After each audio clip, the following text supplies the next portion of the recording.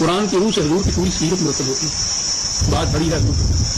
میں نے جو نبی اکرم صلی اللہ علیہ وسلم کی سیرت طیبہ لکھی ہے معراج انسانیت، اس کا انداز ہی یہ ہے کہ قرآن کی آیات اوپر رکھی ہیں، اس کے نیچے پھر تاریخ میں اور احادیث میں اس کے مطابق جو واقعات آتے ہیں ان کو میں نے مرتب کیا ہے. پوری قرآن وہ معراج انسانیت سیرت کی کتاب آخر تک پڑھیے، پورا ماڈل حضور کی ذات مبارک کا سامنے آ جاتا ہے قرآن کے آئینے کے اندر. یوں ہی نہیں اس نے اس وقت کہہ دیا. اور وہی سیرت حضور کی صحیح ماڈل ہو سکتی ہے جس کی تائید قرآن کرے. تفاصیر اور چیز ہے، جزیات اور چیز ہے، لیکن وہ قرآن کے حکم کے مطابق ہونی چاہیے. روایات اور احادیث کے پرکھنے کا معیار ہی یہ ہے کہ جو بھی ان میں سے قرآن کے اصول کے مطابق ہے اسے ہم صحیح مان لیتے ہیں، جو اس کے خلاف ہے اسے ہم اسی وقت مسترد کر دیں.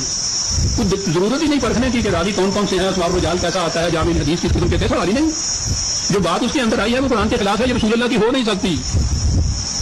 یہ انکار حدیث عزیزان مان رسول اللہ کی کسی حدیث کا انکار نہیں ہے. انکار یہ ہے کہ یہ رسول اللہ کی ہو نہیں سکتی کیونکہ قرآن کے خلاف ہے. یہ ہے انکار. اور یہاں مطالبہ یہ ہے کہ مسلم اور بخاری کی کسی ایک حدیث کا انکار بھی تمہیں دائرہ اسلام سے خارج کر دے گا. ایک حدیث کا انکار بھی، اس کا بھی انکار اگر کرو گے کہ رسول اللہ پر کسی نے جادو کر دیا تھا اور حضور بھول ہی جایا کرتے تھے کہ میں نے نماز پڑھی ہے یا نہیں پڑھی ہے حدیث ہے، اس کا بھی انکار کرو گے تو دائرہ اسلام سے خارج ہو جاؤ گے. تو میں نے کہا تھا کہ اگر اس بنا پہ حضور کی حرمت اور عظمت کو قائم رکھنے سے تم دائرہ اسلام سے خارج کرتے ہو 20 دفعہ کر دو، میں اپنے رسول کی ناموس پہ حرف نہیں آنے دوں.